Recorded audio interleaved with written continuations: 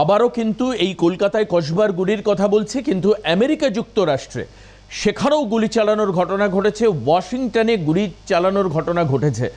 জঙ্গি হামলা বলেছেন ট্রাম্প। এই বিষয়ের দিকে আমরা নজর রাখবো। জঙ্গি হামলা বলে অভিহিত করেছেন প্রেসিডেন্ট ট্রাম্প। মানবতার উপরে আঘাত, বড় মূল্য চোকাতে হবে হুঁশিয়ারি মার্কিন প্রেসিডেন্ট ডোনাল্ড ট্রাম্পের। দ্রুত ও নিশ্চিত ন্যায় বিচারের প্রতিশ্রুতি মার্কিন প্রেসিডেন্টের। টার্গেট করে গুলি বলে দাবি ডিসি মেয়রের। ট্রাম্প ডিসিতে অতিরিক্ত 500 ন্যাশনাল গার্ড সেনা মোতায়েন করা হয়েছে উদ্ভূত পরিস্থিতিতে। কি বলছেন ডোনাল্ড ট্রাম্প শোনাবো আপনাদের।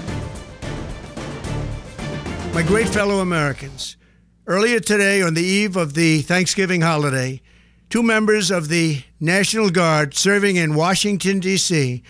were shot at point-blank range in a monstrous ambush-style attack just steps away from the White House. They had been deputized as part of the most successful public safety and national security mission in the history of our nation's capital, the D.C. Safe and Beautiful Task Force, which has achieved an unprecedented reduction in violent crime and crimes of all.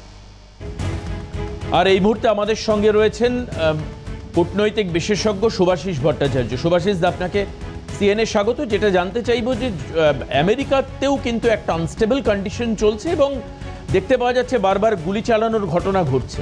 আর এবার national গার্ডকে লক্ষ্য করে গুলিবিদ্ধ, সব national গার্ডরা গুলিবিদ্ধ হয়েছেন।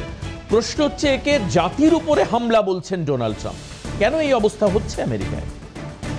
আমেরিকার যথেষ্ট tension বাড়ছে, আমরা সেটা বুঝতে পেরেছি, কিন্তু সেই টেনশন বাড়াটাকে আমাদের মধ্যে আমরা নিয়ে আসাটা উচিত নয়। তাই জন্য এটা আমি আপনাকে বলছি। প্রথম কথাটা সেটা হলো, ডোনাল্ড ট্রাম্প নিজে পলিটিক্যাল কন্ডিশন ভালো নেই।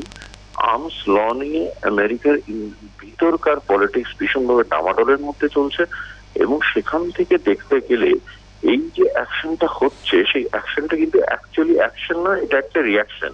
কারণ অ্যাকশনটা তখনই হয়ে গিয়েছে যখন আমেরিকা দিনের পর দিন অস্ত্র খুব ইজিলি লোকের কাছে অ্যাভেলেবেল করে দিয়েছে। আপনি সাপের ব্যবসা করবেন, সাপের ব্যবসার প্রমোশন করবেন, তারপরে সেই সাপ যখন আপনাকে কাটবে তখন আপনার প্রবলেম হবে। সেটা তো হওয়া উচিত নয়। সুতরাং যখন আজকে আমেরিকার যে ঘটনাটা ঘটছে সেটা আমেরিকা ডিজার্ভ করে, তাই সেই ঘটনাটা ঘটছে এবং সেটাই আমেরিকার ভবিষ্যৎ এবং আরো তলানিতে আমেরিকার ইকোনমি এবং সোশ্যাল স্ট্যাটাস যেতে চলেছে। একেবারে। শুভাশিস ব্যানার্জি ছিলেন আমাদের সঙ্গে, কূটনৈতিক বিশেষজ্ঞ। ধন্যবাদ শুভাশিস দা।